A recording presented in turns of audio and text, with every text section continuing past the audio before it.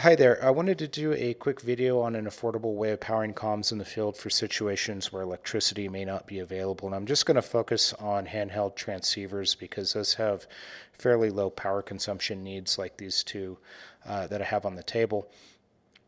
And I won't dig into mobile units because those will have some different considerations with regard to the type of battery and solar charge controller that you may need. And that may vary depending on the power output of a given mobile unit. But I have a Yaesu VX6 and a Bofeng UV5R that I'm using as examples, and I picked these two because this Yaesu has a built-in DC power port.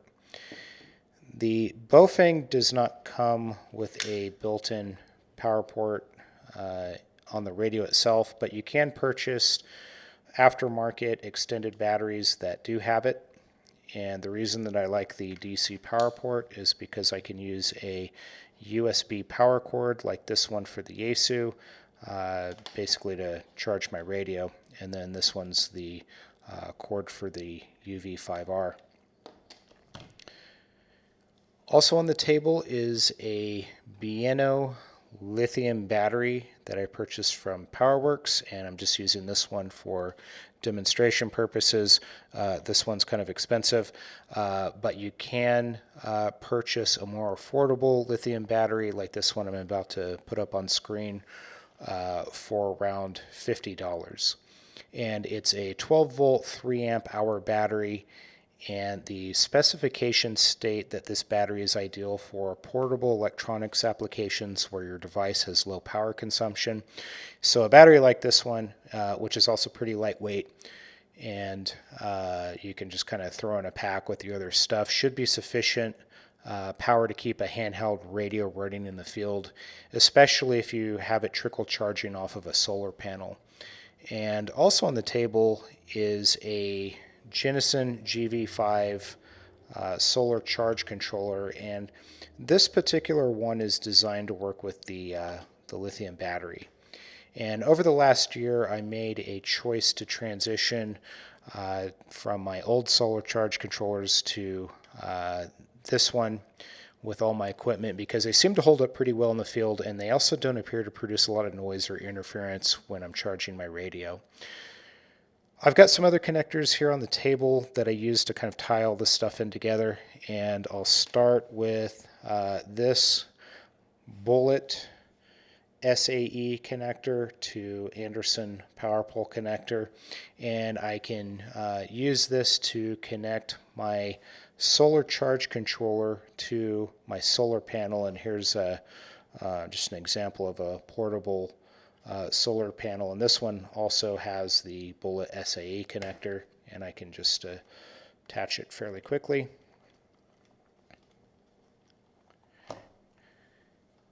And I don't have the actual charge controller wired up, but, and I don't know if you can see this, but it's got ports for the panel, battery, and load. And so what I would do is I would have a couple of wires coming out of the connection for the panel, and then that would have a Anderson power pole connector on the end of that, and then that's how I would connect my panel. I do have a couple of these in case I need to reverse the polarity.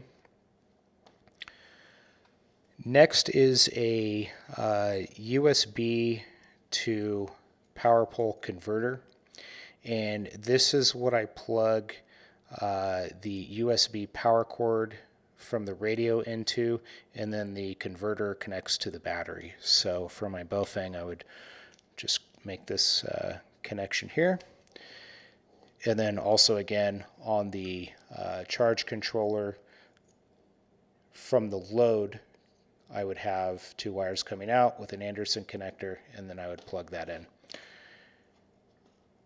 Finally, I have this 2.1 millimeter straight DC coaxial power socket, and that goes to a Anderson power pole adapter. And I use this to connect the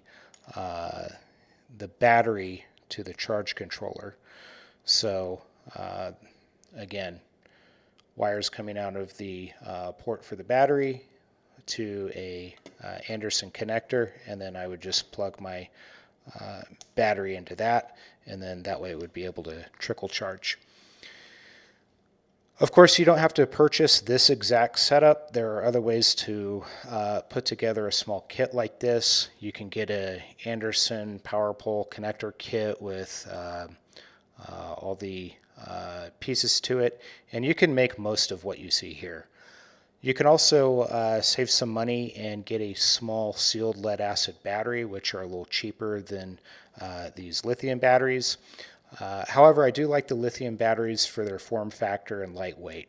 If you run a lead acid battery, just make sure you get a charge controller that works with that type of battery. Since I'm running lithium batteries for my equipment, I selected a charge controller that works with that type of battery. You also don't have to use the Anderson connectors. I just like them because they can be found on a lot of the applications that I use for radio. I also like to have as much of my equipment and connectors as uniform as possible.